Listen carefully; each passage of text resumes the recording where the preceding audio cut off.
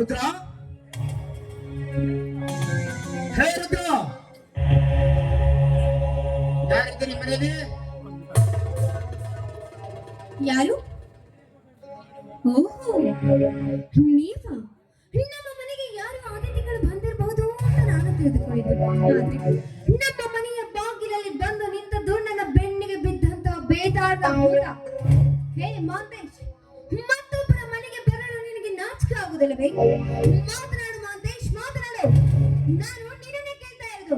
ಯಾಕೆ ಮಾತನಾಡುವ ನಾಲಿಗೆ ನಾಚಿಕೆಕೊಂಡಿದ್ದೆ?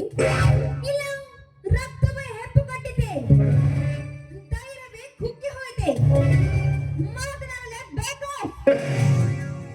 ಬರಬೇಕಾದವರ ಮನೆಗೆ ಬಂದಿರುವೆ ಅಂತ ಮತ್ತೊಬ್ಬರ ಮನೆಗೆ ತಪ್ಪಿ ಹೆಜ್ಜೆ ಇಡಲು ಲಜ್ಜೆ ಬಿಟ್ಟ ಪುರುಷ ನಾನಲ್ಲ. ನಾನ್ಯಾರೆಂಬುದನ್ನು ನೀನಿನ್ನೂ ಅರಿತುಕೊಂಡಿದ್ದರೆ ನಾನು ಬರುವ ಮುನ್ನವೇ ನನ್ನನ್ನು ನೀನು ಬಾಗಿಲಲ್ಲಿ ನಿಂತು ಸ್ವಾಗತ ಮಾಡಿಕೊಳ್ಳುತ್ತಿದ್ದೆ. ಆ ವಿಷಯ ತಿಳಿಯದಿರುವುದು ನಿನ್ನ ದುರ್ದೈವ. ಇರಲಿ, ನೀನು ಈ ಊರ ಧನರಾಜ್ ದಣಿ ಹತ್ರ ದುಡಿವ ರುದ್ರನ ಮಗಳು ತಾನೆ? ಹೌದು. ಅದೆಲ್ಲ ನಿನಗೆ ಆಗ್ಬೇಕು. ನೀನ್ ಯಾಕೆ ಇಲ್ಲಿಗೆ ಬಂದೆ ಅಷ್ಟೇ ಸಾಕು. ಬರಬೇಕೆಂದು ಬಯಸಿ ಬಂದವನು ನಾನಲ್ಲ. ಬರುವ ಅವಶ್ಯಕತೆ ತಂದುಕೊಂಡವನು ಆ ನನ್ನ ತಂದೆ. ನಾನು ಈ ಊರ ಧನರಾಜದಣಿಯ ಏಕೈಕ ಸುಪುತ್ರನಾದ ಮಹಾಂತೇಶ್ ದಣಿ ನಾನೇ. ನೀನು ಧನರಾಜ್ ದಣಿ ಮಗ ಮಹಾಂತೇಶ?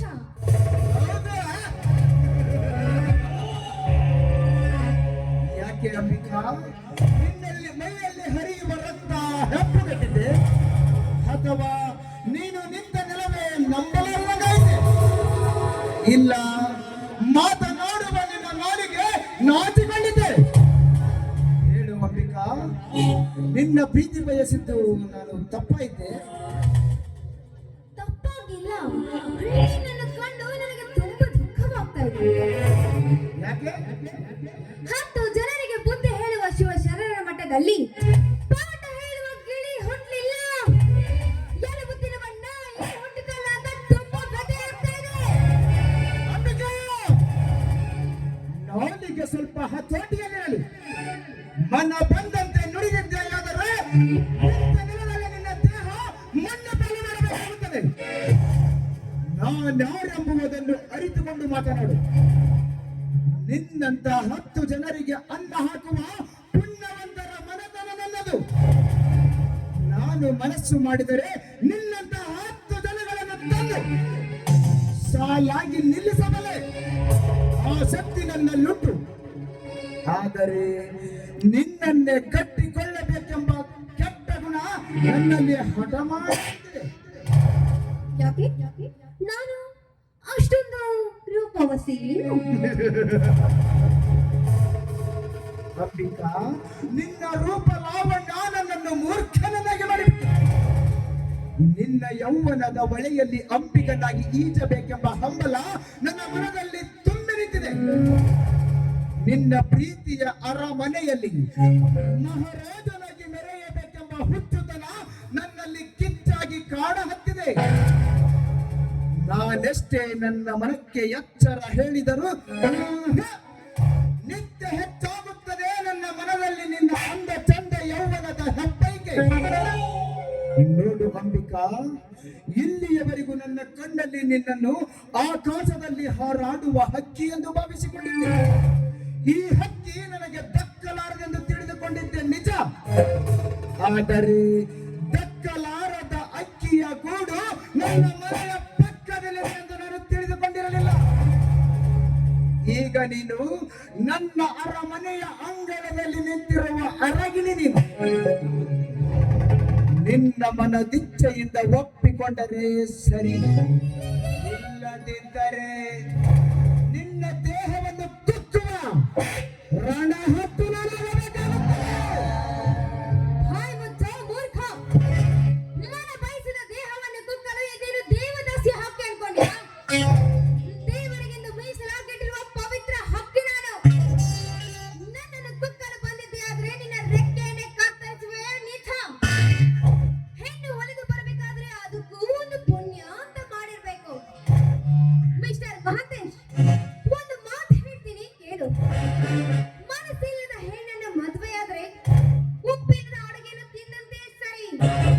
ಪ್ರೀತಿ ಇಲ್ಲದ ಹೆಣ್ಣನ್ನು ಅತ್ಯಾಚಾರಗೊಳಿಸಿದ್ದೆ ಆದರೆ ಗಟಾರದ ನೀರಿಗೆ ಗಂಧದ ಎಣ್ಣೆಯನ್ನು ಚೆಲ್ಲಿದಂತೆ ಸರಿ. ಈ ಮಾತುಗಳನ್ನು ನೀನು ಅರಿತುಕೊಂಡರೆ ಮಾನವಂತರ ಮಗನಾಗಿ ಬಾಳಬೇಕು. ಇಲ್ವಾದ್ರೆ ನನ್ನ ಕೈಯಿಂದ ಪ್ರಾಣ ಕಳೆದುಕೊಳ್ಳುವ ಕುಲಘಾತಕ. ಬಾವಿಗೆ ಬಂದಂತೆ ಬಗಳಿದ್ದೆಯಾದರೆ ನನ್ನ ಕೋಪದ ಪಕ್ಕ ನೆತ್ತಿಗೇರುವುದು. ನೀನೆಷ್ಟೇ ತತ್ವಗಳನ್ನು ಹೇಳಿದರೂ ಅವು ನನ್ನ ಹೃದಯದಲ್ಲಿ ಭದ್ರವಾಗಿ ನಿಲ್ಲಲು. ಈ ಮಹಂತೇಶನಿಗೆ ಗೊತ್ತಿರುವುದು ಒಂದೇ, ಒಲಿದು ಬರಲಾರದ ಹೆಣ್ಣನ್ನು ಬೆನ್ನತ್ತುವುದಿದ್ದರೆ ಓಡುವ ಜಿಂಕೆಯನ್ನು ಬೇಟೆಯಾಡಿದಷ್ಟು ಸಂತೋಷ ನನ್ನ ಪಾಲಿಗೆ.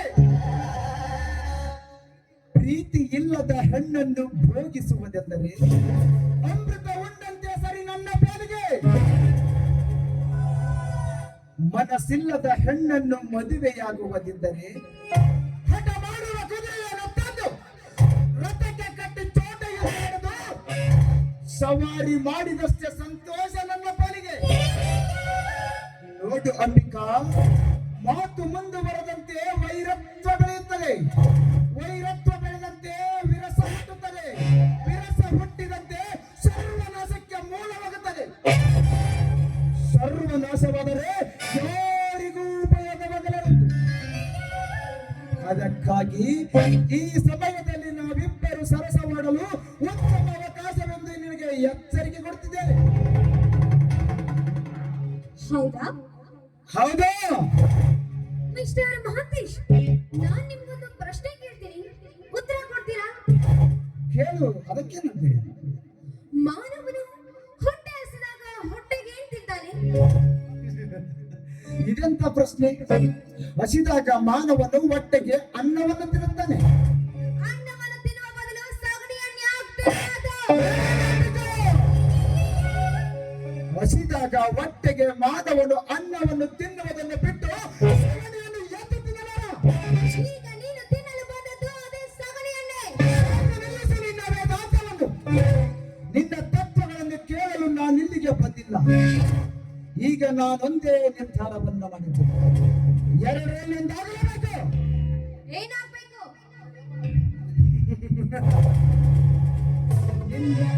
ನಿನ್ನ ಯೌವನದ ಅಂಗಳದಲ್ಲಿ ನಾನು ಮಂಗವಾಗಿ ನಿನ್ನ ಅಂದ ಚಂದವನ್ನು ಹೊಂದಬೇಕು ಒಂದು, ಇಲ್ಲದಿದ್ದರೆ ನನ್ನ ಕೈಯಿಂದ ಪ್ರಾಣ ಕಳೆದುಕೊಳ್ಳಬೇಕು ಒಂದು.